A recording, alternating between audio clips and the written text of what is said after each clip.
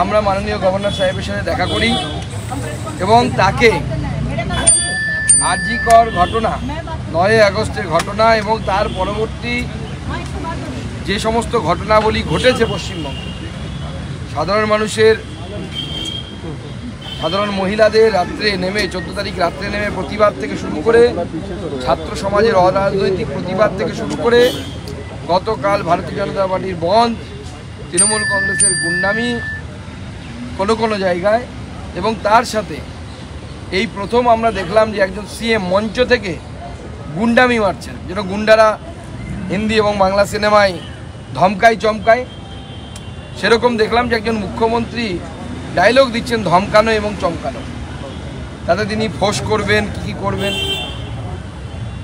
সেসব অনেক কিছু বলেছেন। আমরা বিস্তৃত আকারে মাননীয় গভর্নর সাহেবকে সমস্ত কিছু বলেছি এবং আমরা বলেছি যে দেখুন, মাননীয় মুখ্যমন্ত্রীর এই যে ফোঁস করার কথা উনি বলছেন বা ডাক্তারবাবুদেরকে চমকাচ্ছেন, সাধারণ মানুষকে বলছেন রাস্তায় নামলে পরে তৃণমূল কংগ্রেসের লোকেরা তাদেরকে মারবে, ইনডাইরেক্টলি কালকে উনি তাই বলেছেন।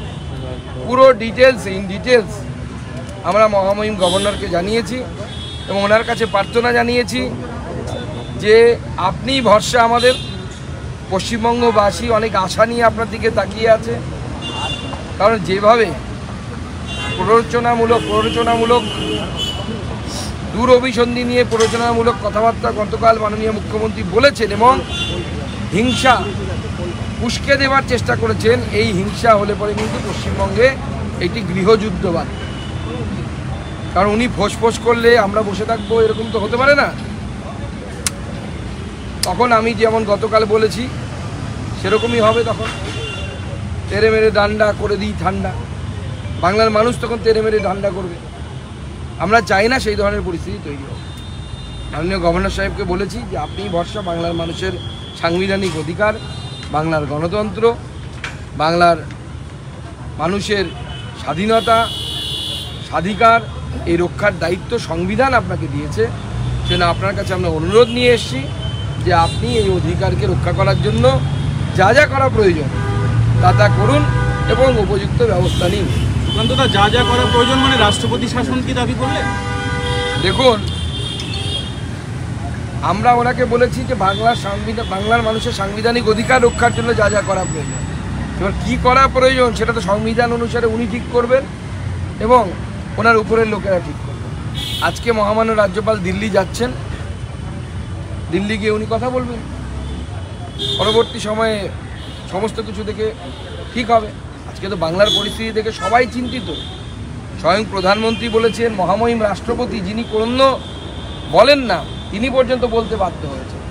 একজন সিনিয়র অ্যাডভোকেট সুপ্রিম কোর্টের, যাকে গোটা ভারতবর্ষ চেনে, যিনি বলেন যে আমি প্রথাগতভাবে বা নীতিগতভাবে 356 ধারার বিরোধী, কিন্তু মনে করি পশ্চিমবঙ্গে এমন একটি রাজ্য সেখানে 356 ধারা হতে পারে।